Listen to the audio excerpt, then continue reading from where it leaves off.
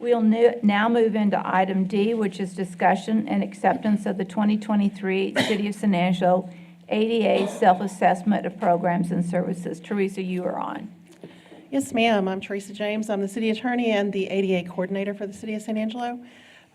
You all have heard about this assessment since probably about April when we started the process. I did give an hour-long presentation at a public hearing. I'll spare you the hour today, and we'll have an abbreviated version. But the longer program that goes into more detail, as well as the self-assessment report, are both available online with the city of San Angelo. The self-assessment report itself can be found at cosatx.us/ADA. So the purpose of this assessment is to evaluate the current state of ADA accessibility compliance as it relates to programs and services. We did not evaluate any physical structures during that. That's going to come later. This is a snapshot in time. The duration of this assessment, I sent out assessment documents on April 10th and asked to have them back on April 17th. So almost immediately, people started contacting me asking how they could improve. And so this is a snapshot back. We are much further down the road than what this would show today. These assessment documents were provided to all city employees who are in charge of a program and service of the city. I started by asking directors and managers to list the programs and services they provide directly to the public. There are multiple pages of that in the assessment report, and then whomever was responsible for that, that's who got assessment documents. And we are going to do a follow-up assessment that's going to take place in the spring to ensure that we continue moving forward, continue learning, and continue addressing any kind of holes in knowledge. So the assessments were multiple documents that people had to complete, and these are the areas that were evaluated. It was very broad-based from the basic administrative requirements. We looked at not only web pages, but the website. We looked at ticketing, curb ramps, communications, various areas. When we get to the results, the basic administrative requirements that we assessed, we do have an ADA coordinator. That is myself, who was appointed in April. All of the information about my appointment was posted in compliance with the law.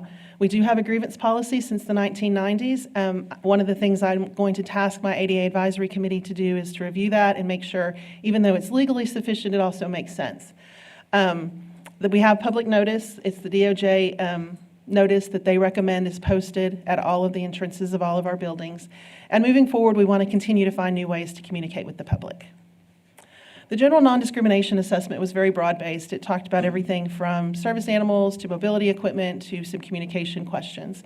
And what we found is that most of our employees have an understanding of the basic requirements of the ADA, but we did discover some areas that needed improvement. The number one area that needed some improvement was training. We immediately jumped on that, and at this point, everybody from the city manager's office through frontline employees have received training on interacting with folks who have disabilities. We also identified that there's some internal processes to the city we need to work on and clarify. Some of that we've already done through the policies you adopted that the ADA Advisory Board recommended. Decision-making authority and denial of accommodations needs to be clear who has that authority and how that process works. And then again, communicating with the public on the accommodations we have. On the communication survey, this is really how we communicate with people. How do they get their points across to us if they need assistance?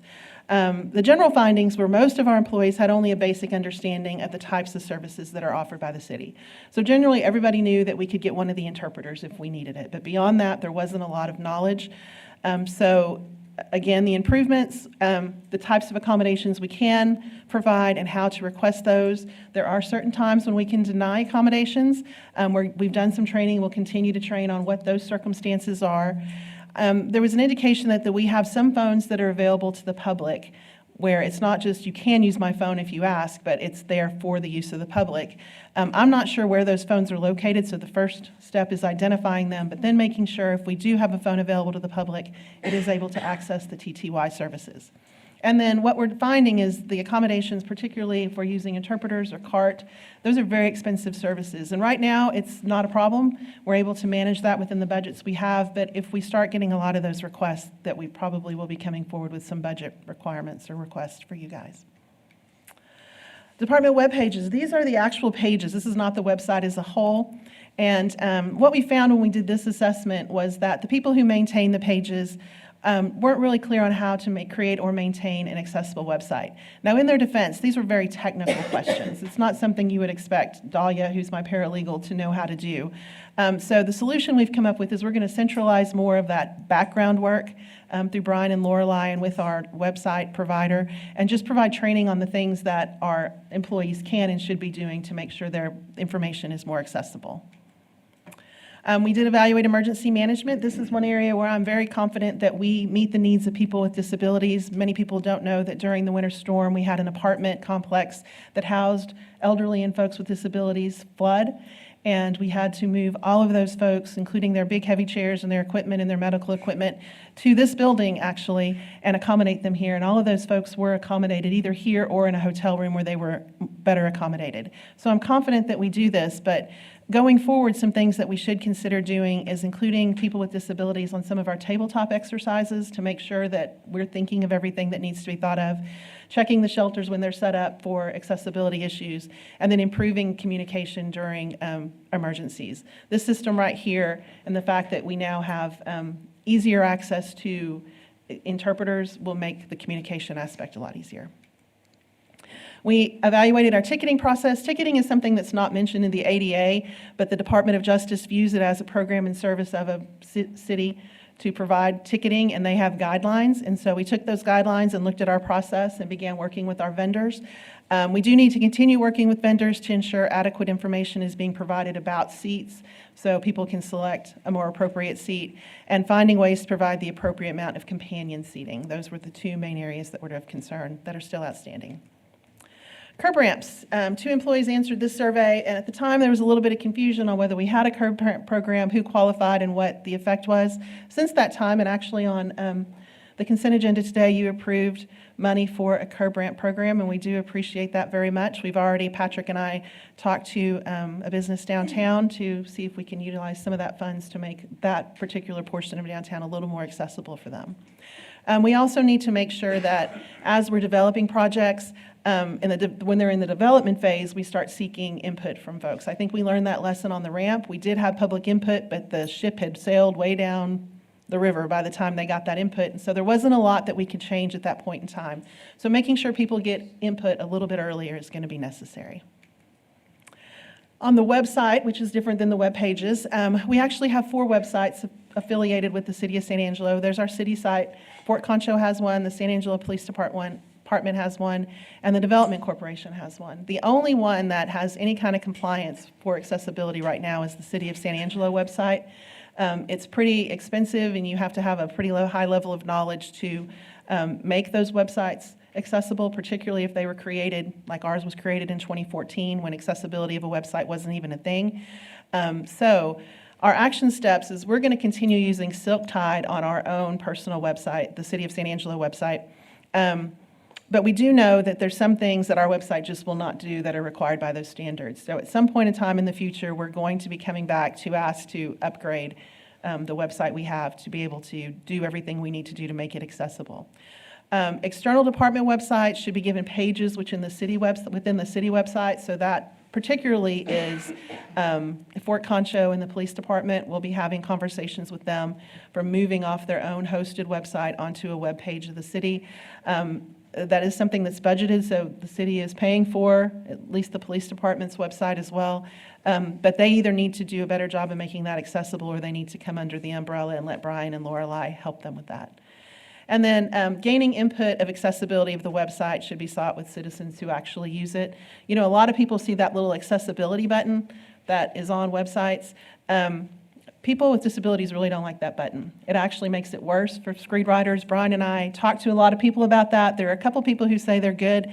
Those are mostly people who are well-sighted, and so they just need a little bit font to be a little bit bigger. But anybody who relies on a screen reader do not like those particular buttons. And so we're looking at ways to accommodate them without just sticking that button on there. I'm getting contacted by a lot of vendors who want to sell us a button, but we're not biting on that yet, so. And our progress, that was then. We've made a lot of progress since then. First of all, we created that AD Advisory Board, which is very helpful. They've approved policies. They've reviewed and provided comment on this self-assessment report. When you read it, there is a section in there that is their evaluation of the assessment. They did a walkthrough on this council chamber when we were doing these screens to make sure that we weren't missing something on where they should be. As I said, we've trained all our frontline employees, city administration directors, assistant directors, and managers, with the exception of a few who are absent, but we'll catch them. We added comments box to our website. You know, we had the grievance policy, and people were commenting that, I think Sharon Troy, actually, who's right here and was pretty helpful in doing this whole assessment, commented that people they see the word grievance as being angry, and a lot of people just want to provide information. So Brian very quickly put up a comment box where you can just provide us a comment or a suggestion if you're not wanting to file a grievance to get us to do something, but just have an idea. That's where you can do that. We also added some consideration for ADA improvements to some of our funding sources, such as the TIERS program. All of our streets projects that we've done since April, we've ensured have been ADA compliant. Patrick and Shane, they did provide a presentation to the ADA Advisory Board about some of those projects and the upcoming projects. We did upgrade this room, as you can see. There are large print documents available at public meetings. If you go to the back, you'll see one that has much larger print. It's much easier for everybody to read. We do have an agreement with a company that provides CART, which is if I'm having a meeting with you and you're not able to hear me, I can pull this third person into the conversation. They can type, and you can see what they're typing on your phone. So it works. FaceTime also does that. I have a mother who's hearing impaired, and I'm telling everybody about this. Facebook now has captioning, and I've had the best conversations with my mom I've had in like decades because of that. So if you need to know how to do that, I'll show you how to put that on because it is life-changing for some people. Closed captioning on all program broadcasts on Channel 17, excluding videos with music. Some of us were laughing at the screens when we were playing the music this morning because it was like putting text up there, and it didn't really make sense, but Fannie Mae is somehow involved in the saxophone. So. Made tremendous progress on city website accessibility with more to come. We are communicating better with the community in general and with some of our partners. We amended our ticketing contract to require vendors to comply with the DOJ standards. I was a little bit shocked they didn't already, but they didn't, so that is something we've done. One of the concert promoters that we work with a lot, he has really worked hard to find ways to have more accessible seating at events, particularly in the River Stage. And then we are planning those modifications to the River Stage that'll make that venue much more accessible. We have provided information about the state database for emergency evacuations. That was one of the concerns people had for us, where the state of Texas maintains that database, and our emergency management folks can access that during an emergency to see where people are located. We have provided more information about our facilities and programs that are accessible to citizens through work on our website and our webpage. And we are collaborating much better with other public entities with some open lines of communication that weren't there before. Silk Tide, the one thing that Daniel did just a couple weeks ago, I've been kind of wanting him to do this for a while, and I finally got up the nerve to ask him, and he said yes, is important, which he didn't resist at all, was appointing an internal ADA committee. So when a question comes to the city, we have people who are more knowledgeable about the ADA and the requirements in all aspects of the city. So myself, Al Torres, who will look at facilities, he's been pretty instrumental in the River Stage project. Patrick, who will be the street, sidewalks, curb ramps guy, and Veronica, who's the Title I ADA person. Title I deals with employment, so those issues are a concern. They're just not so much of a concern to the public, but they are a concern to us. One of our members, we have a couple of members on our committee who are ASU faculty. One of them has a committee of students, of honor students at ASU, who are developing a community survey that they will put out on the street hopefully in the spring so we can get more input. You know, there is concern that when we ask, people don't want to tell us because there's this fear. Hopefully a group of students from ASU doing a project will be a little more accommodating to folks. And then what's next? Follow-up assessment in the spring, as I said, that survey that's going to be going out to the public, and then the ADA transition plan update. This is something we've been trying to get on board for since 2018, I think, is when it first became an issue on my radar. And so we have worked through the scope on that. We'll be coming to you sometime in the near future for some funding mechanism for that. I do want to say we did get a quote for this Earlier, before we did our self-assessment ourselves, and the quote was like $800,000, and we shaved $300,000 off that quote by doing this portion of the assessment ourselves. So I'm very proud of that, and I think it also gives us the opportunity to have a better product because we're all personally invested. It's not somebody from the outside who's coming in and telling us what to do. We're all kind of working through it together. And with that, I will take any questions. Questions for Teresa or comments, Lucy? Teresa, do you have any kind of, you didn't mention it, any kind of Spanish-speaking brochures or anything for people that do not speak English or aware of this program? I don't know if the interpreter, the thing about sign language is its own language. So somebody who speaks Spanish and somebody who speaks English, if they're signing, they're speaking a third language. So for interpreters, that doesn't matter. It's a whole different thing. There are dialects of the sign interpreting. We do have folks on staff, my paralegal Dahlia is for instance, who does create Spanish documents for people who are Spanish speaking. And there's a number of people in the city who are our interpreters for Spanish. And if somebody calls up with a question, we generally know who to direct them to so they can have a communication. I just didn't know if these people that are disabled, that are only Spanish-speaking people, had any information on what the city is providing. That's really a great idea. I hadn't thought of that, so that's helpful. We can put some information out there in Spanish specifically. Thank Yeah. you, Teresa. Other comments? I've got one. Yes, Tom? So Teresa, as we go through this and assess this, there's certain people with disabilities, there's some that require hardware and some that don't. So with these ticketing events, I witnessed many places that have typically been reserved for people that have hardware needs. Yes. They're in a wheelchair, lose their spots to people that didn't have hardware. But if you read the rules, they're allowed to buy one ticket and then 2 extra for companion passes. I mean, to me, there's an abuse of the program there between where your companion pass sits in proximity to you versus those people that are required. So if you have 6 seats there, you're really only actually catching 2 people with hardware. Right. So is there a way to address that to where it's a little bit more fair and consistent to those people that have hardware needs to those that don't? Yeah, it's really hard to assess that. Like, we have to provide the same access to ticketing, and since we have an online ticketing system, we have to allow people to purchase even those accessible seats through the online ticketing. One of the things we're working on is putting, and this seems like not a great solution, but it's what the DOJ recommends, putting an assertion that people have to acknowledge that they or the person they're with does require that seat, and that would give us the opportunity to remove them from that seat if we see they're not, but at that point, it's too late because the seat's already been sold and the person was already rejected. I will tell you that SAPAC is doing a great job accommodating people who are in wheelchairs and walkers right now. I went to the Nutcracker on Sunday, and there was a bus of people who came in that side door, and they were lined up, and their walkers were lined up the walls, and so all of those front seats were taken by people who actually do need those seats. So I think there's progress being made, but I have that same concern that you have about abuse of those seats. Well, so what some of those people have actually done is look at buying a season ticket. I mean, the people that go to all those events buy a season ticket for them specifically is a way to manage it. But I do see a lot of a gray area in that to where it's, I'll just say it's gray, and you look at it, it gets abused a lot. Yeah, and I think there is a difference, and we've had this discussion a little bit at the committee level of somebody who's in a wheelchair and somebody who has like the decal because they have other issues with mobility that don't require a wheelchair. And that is an ongoing conversation within the community of folks who have disabilities on who should actually get the van spot and who shouldn't, and all of those sorts of things. But if you have any suggestions, or anybody has any thoughts or suggestions on how to accommodate that better, I'm certainly open to hearing them. I'll leave that with our ADA compliance officer. Okay. I will nominate her for life.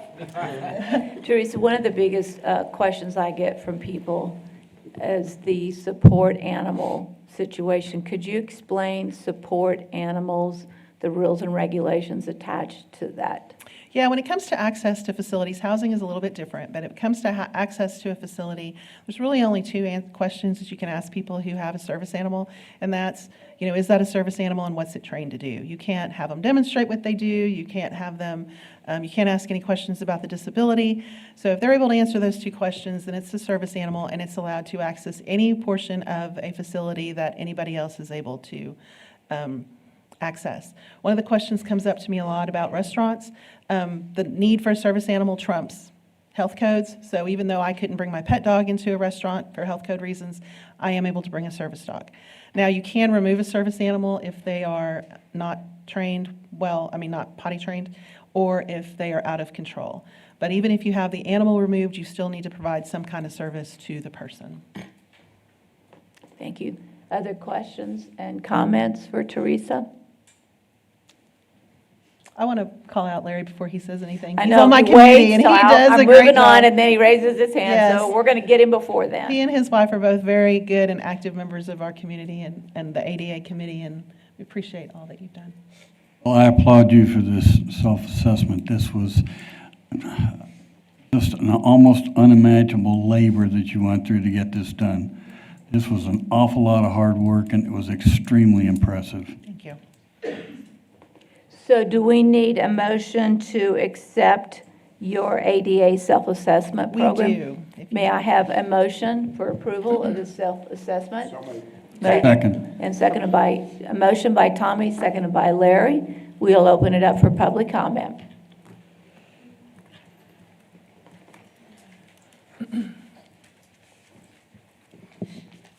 Hi there again, Jackie Chestnut, and as a person who has been medically disabled since 1998, I've been through 18 surgeries, cervical cancer, and many other things, and so was for a long time in one of these things all the time and have been in the wheelchairs and all that other stuff, and now, thank God, through that, I'm not in this full time, but I live with this, so I have great compassion and understanding because I've lived this life. I want to volunteer to serve on this committee because I have great knowledge in this area. And then the other thing is, because we need to do this in our town, and the other thing is our big focus initially apparently was on all things software and electronic, which are all lovely. And we've done very little focus on bricks and mortar except for a ramp and a chair. And apparently those didn't work very well. So I would like to address those. And then we have now allotted $275,000 apparently for this issue in 2024. Is that correct? For curb, For curbs and stuff. And then what other monies are allotted? Because we've now spent a bunch of money doing a survey. So what other monies are allotted to make actual physical changes in things that need to be done as I'm going through and during my own survey? Thank you. And I So- really would like to do this because this is very important to me. Yeah, I'd And like- to 20% of our population now. I would like to address one thing, that we didn't pay any outside person anything for the assessment. All of that came out of just my work and my time. Well, that costs money. So I would have been doing something else. Maybe so. So as far as the money's concerned, I've with Patrick and Shane have been tracking much more closely what portion of our projects go towards those accessible elements that are required. So we don't have necessarily a dedicated fund for those kind of improvements, but they are a portion of all of our streets funds or projects that we're doing right now. The transition plan and the safety plan that we're doing combined together, both of those will look at those kind of facilities. Both of those are going to help make our facilities more accessible, and the money that we receive through grant programs or whatever else to develop and build those facilities, a portion of that will go to accessible elements in those facilities. So the basic $275,000 is curbs and ramps, so we have no other money allotted anywhere for actual facilities like our city facilities at this point, and you're wanting to get those through grants? Is that what I understood? Or do we have an Would you actual like me to city answer budget that for it? That's not what I said. Okay, I'm just trying to make sure I The understand. 275 is for the curb ramps in places that's already existing. Correct. We have had our facilities maintenance guys go through our facilities and check for the buttons, the doors, and all of those sorts of things. The transition plan will also identify that, and we will find money to do those projects because we don't anticipate they're going to be that expensive. And most of our facilities do have elements that make them accessible. I know that Ms. Chestnut did have a difficulty with our lift yesterday at the Planning Commission meeting. And it You was know, not an operation issue, it was not we- my issue. We had our maintenance guys go down to evaluate that. As soon as we found out she had a problem, it was working, she just wasn't holding the button down. No, ma'am, there are instead no of letting- directions I'm not on going to it. argue with you There are about no it, directions. but the ramp does work. The ramp lift does working work. is not the problem. It isn't, if you come up and try to use it, and that's my whole issue, this whole thing needs to be addressed. No, there were no directions, and it's got 2 green buttons, and it took 4 people to figure out how to get the ramp to the top of the floor, so don't tell me it was my problem. Thank you. We got other issues. Thank you very much. I'd also like to point out that there is possible funding through tiers for ADA compliance too. So there is some additional money out there to correct problems Well, or, anytime renovation is done, ADA compliance kicks in. So it's in junction with that facility, whether, now Tiers is not for public facilities, it's for private facilities.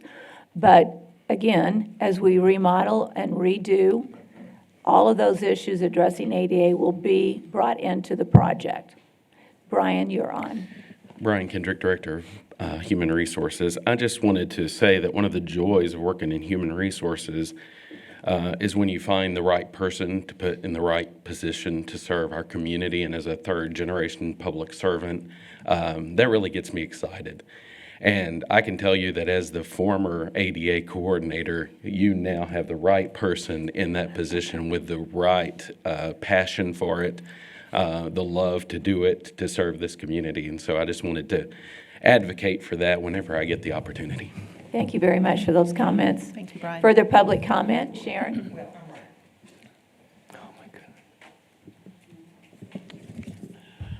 Hello, my name is Sharon Troy. My address is 401 Rio Concho Drive. I'm on the ADA Advisory Committee. And early on, when they were asking people, if you wanted to be a member of the committee, of course, I said I did. And comments were made at a council meeting here, but I was at home at the time. And they were really pretty negative comments about Teresa.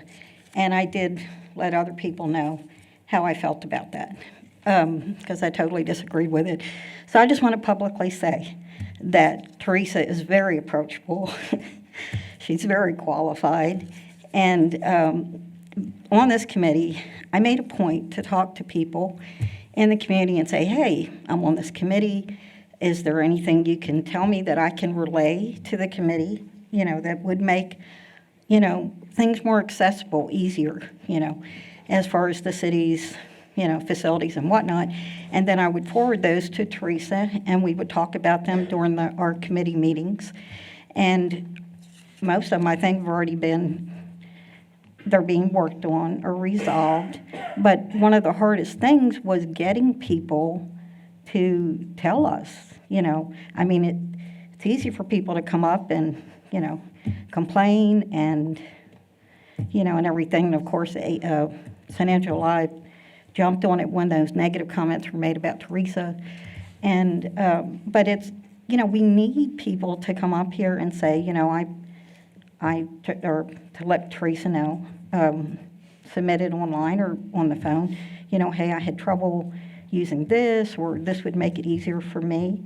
And I totally enjoy reaching out to the community to find out what can make it better, All of us on the committee, either we have disabilities or we've worked with people with disabilities. And so I feel like, we're a good committee, that we represent, the citizens of San Angelo. And I know I emailed Teresa a lot with my ideas and suggestions. And one of the things I noticed is people will talk to me about Tom Green County Courthouse. And I'm like, that doesn't come under the city. And it's frustrating because I would love to be able to say, you know what, that doesn't come under the city, it comes under the county, and this is who you could contact. I would love to be able to give a name, and number, and so far I don't think there is someone designated with the county, for someone like me to say, hey, call so-and-so. So I really hope that that changes, and eventually we're told, who can we contact at the county for things like that. But it's been a tremendous joy to me to work on this committee, and I just want to thank you. Thank you, Sharon. Teresa, would you make available the county person contact information so people are able to do that? We're all thinking like hers. I can make, We're all thinking Yes. Lane's cell phone. I don't You have it want to right. give out Lane's number, but I've requested a number from the county. I've not heard back from them yet. I can give you a name for SAISD. Jason Henry is the person to reach out to at SAISD. But I am still waiting for that contact person from the county. But as soon as I get it, I can make it available. Okay, thank you.